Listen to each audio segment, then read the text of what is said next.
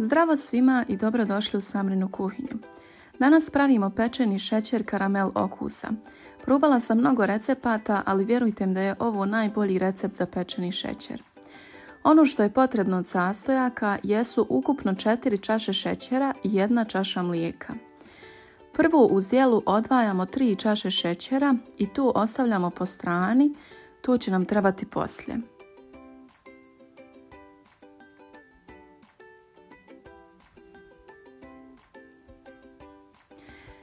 Šerpu stavljamo na zagrijanu ringlu, odnosno ringlu smo uključili na maksimalan broj stepeni, kod mene je to 9.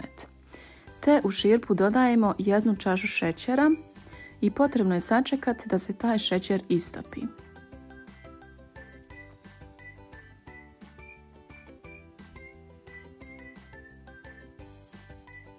Evo možete vidjeti kako se šećer lagano topi. Ono što je bitno naglasiti jeste da je potrebno koristiti šerpu sa što tanjim dnom. Također za miješanje koristimo drvenu kašiku. Kad se pojave ovi mjehurići, kao što možete vidjeti na videu, šerpu pomjeramo sa strane, dakle van ringli. Prvo dodajemo 1 čašu mlijeka i zatim dodajemo preostali šećer, odnosno 3 čaše šećera.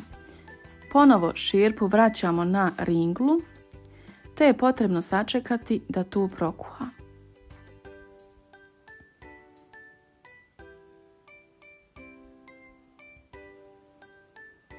I ovako lagano miješamo.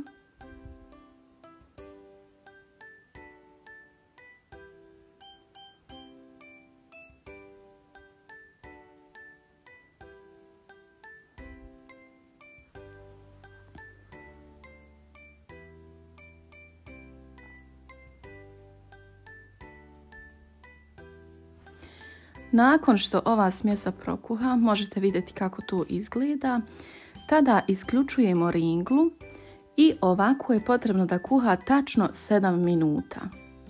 Dakle, na isključenoj ringli kuha tačno 7 minuta. Ako se slučajno desi da pred kraj kuhanja, dakle nakon 5-6 minuta, prestane kuhati, tad možete nakratko uključiti ringlu i ponovo isključiti. Potrebno je dakle cijelo vrijeme da kuha 7 minuta. Kad je prošlo 7 minuta, šećer skidamo na hladnu podlogu i neprestano miješamo dodatnih 7 minuta. Evo možete vidjeti na kraju kako izgleda struktura šećera. Sa strane sam pripremila tepsiju, dodala sam u nju papir za pečenje i sada dakle sipamo naš pečeni šećer u tepsiju.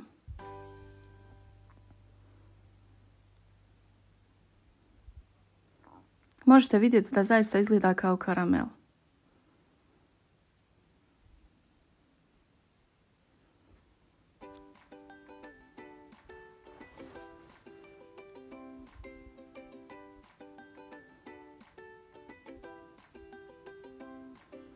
Zaboravila sam vam reći, dakle na ringli dok kuha 7 minuta potrebno je neprestano da miješate.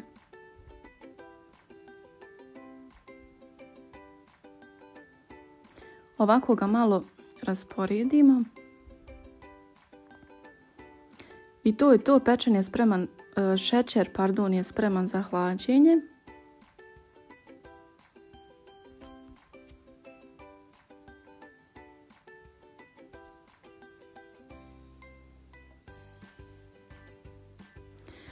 Ukoliko želite, prije izlijevanja u tepsiju možete dodati orahe.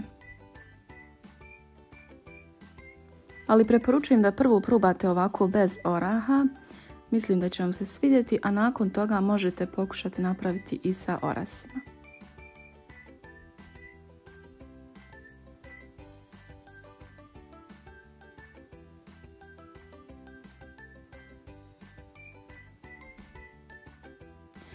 Nakon par minuta, ukoliko želite, možete šećer odozgo malo ukrasiti nožem, a i ne morate, dakle nije nužno.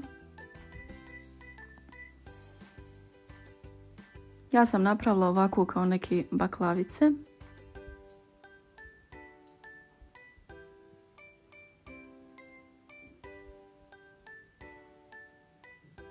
I šećer hladite na sobnoj temperaturi, dakle nikako ga nemojte odmah stavljati u frižider.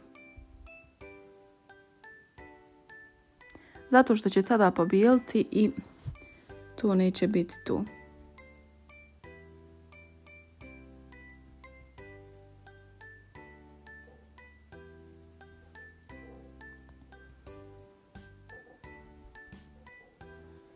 Evo šećer se ohladio, sad ćemo ga izlomiti i možete vidjeti kako izgleda.